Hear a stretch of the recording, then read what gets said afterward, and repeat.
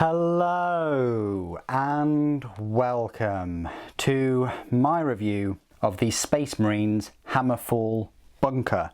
This model will set you back £35, meaning it's the same price as the recently released Necron's Convergence of Dominion. It's a fortification choice, available of course to the Space Marines, and it can be assembled with either Hammerfall Heavy Flamer or Heavy Bolter array.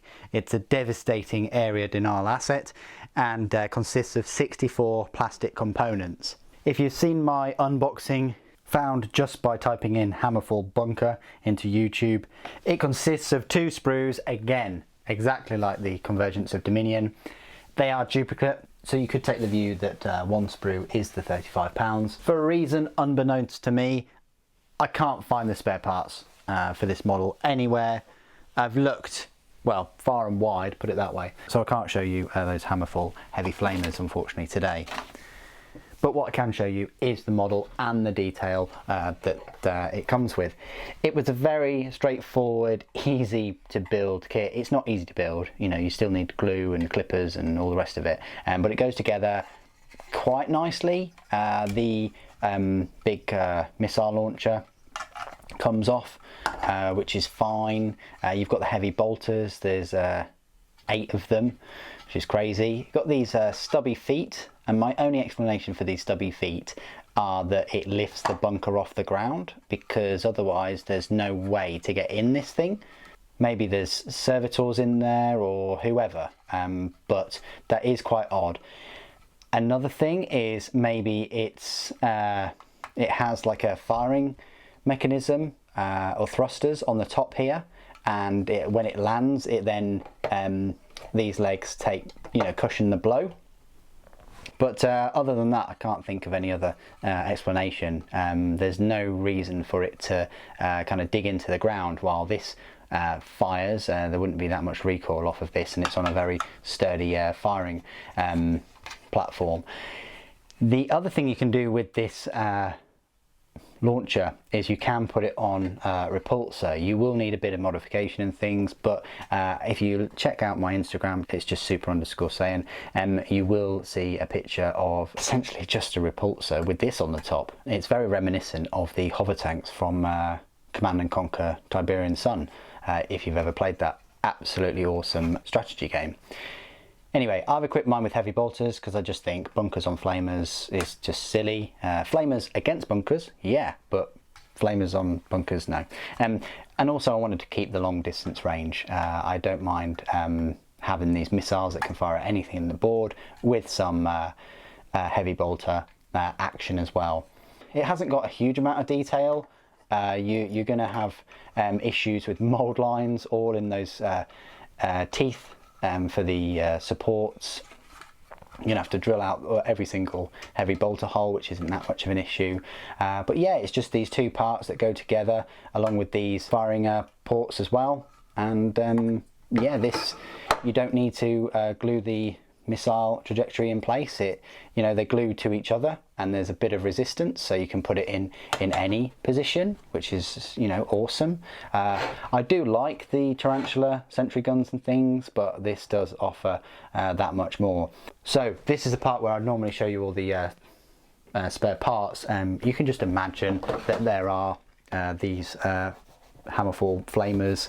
That's pretty much it. Everything is kind of used for this kit.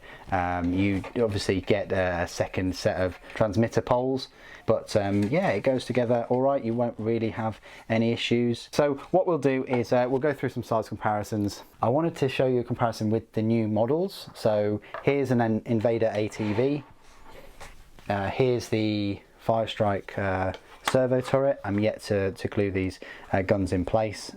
Still thinking whether or not I should do that, but I want to keep it movable.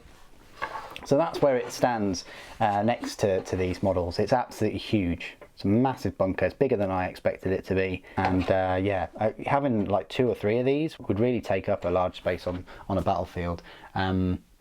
I know you're dying to see how big is it compared to a repulsor executioner. Well, here we have one right here, and as you can see, it's probably a little bit smaller.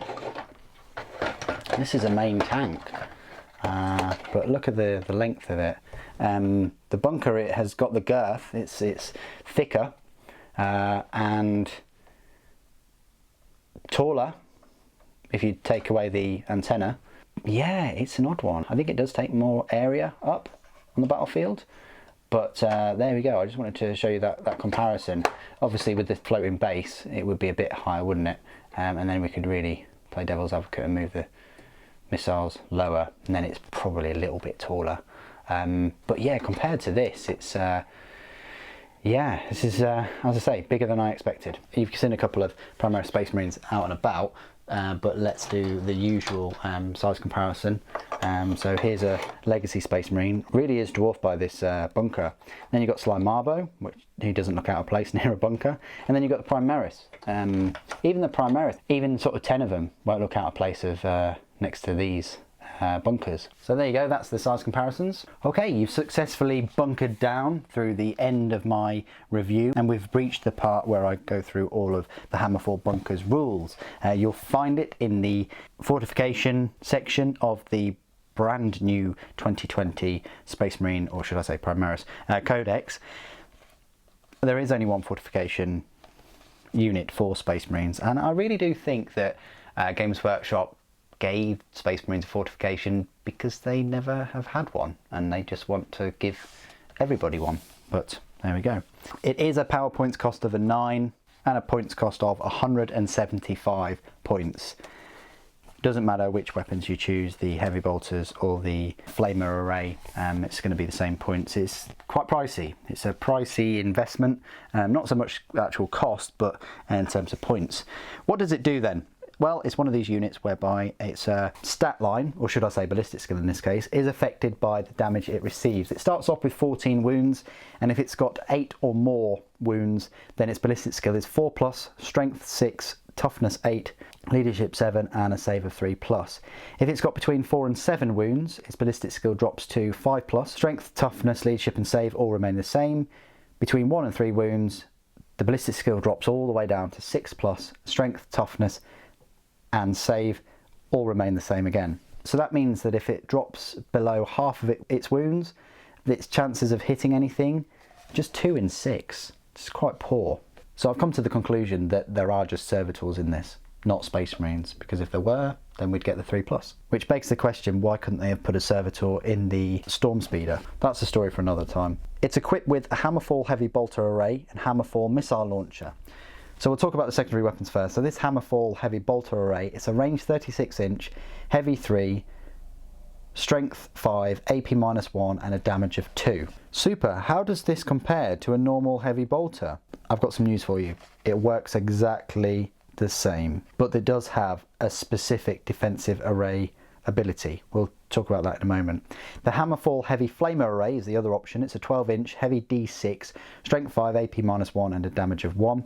Each time an attack is made with this weapon, that attack automatically hits the target. It's great. Now the main reason you're going to get this thing is the Hammerfall missile launcher. Is this worth the 175 points? I'll leave the decision up to you. What I will disclose is the rules for the weapon.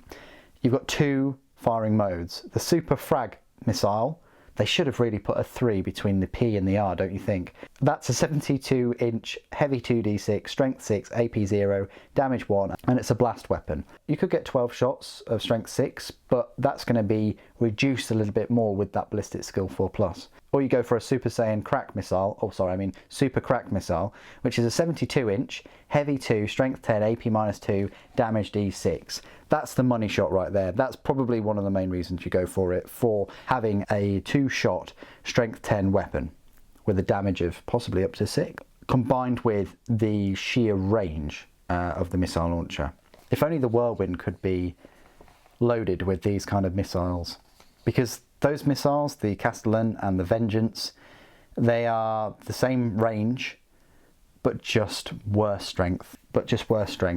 The Super Frag is actually very similar to the Castellan, except that the Whirlwind is, I want to say, better in that it can move about.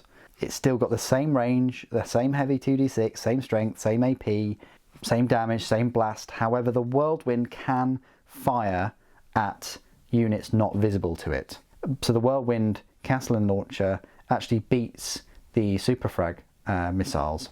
But of course, if you're after something that can punch through armour, then the Super Crack missile will get the job done better than the Whirlwind Vengeance launcher. The strength 10 compared to the strength 7 clearly beats it. However, with the Whirlwind, you've got that ability of firing at models that it can't see, and you could have up to 6 strength 7 shots there, as opposed to the 2 strength 10 for the Super Crack.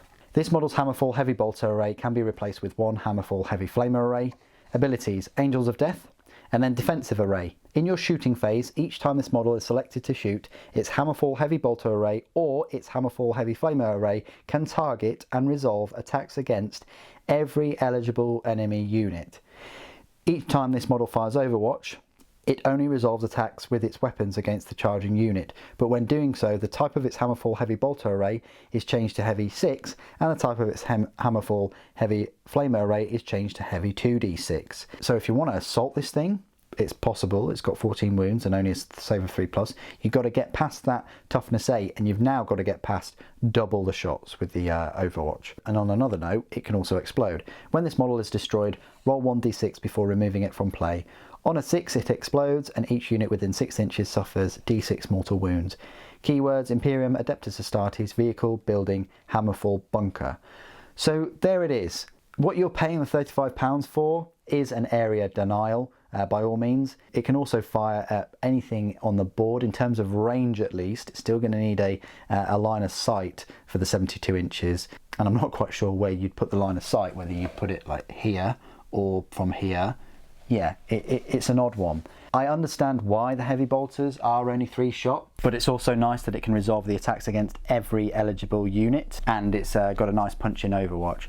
I just feel like there's something missing. Maybe Games Workshop will bring out, or Forge World will bring out, or they could have thought about it a bit more, some kind of void shield thing on the top of it to give a bubble of, even if it's 6-inch invulnerable 5+ save or something, or other weapons.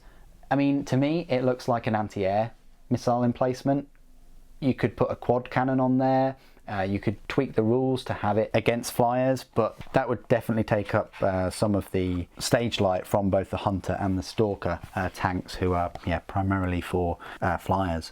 So it's an odd one. I wasn't sure whether I was going to like it at first, but it has grown on me. I just think that, is it needed? Does it tie in with the lore? Does it tie into the Angels of Death, the deep striking, the surgical strike war strategy that Space Marines employ in their battles?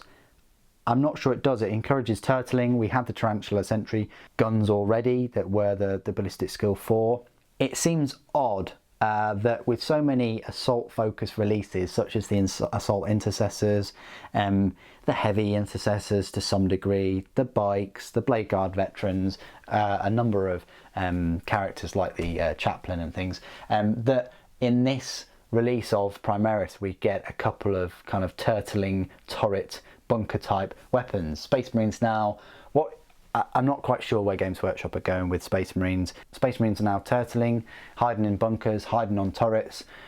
I know there's probably no Space Marines in there, by the way. I'd put a disclaimer out there. And on that bombshell, I'd like to say a huge thank you to all of you good people that you keep using the Element Games affiliate link. It allows me to continue making this content and review all of these models to aid you in your purchasing decisions. Thank you ever so much for joining me today. Thank you for watching. The Emperor protects.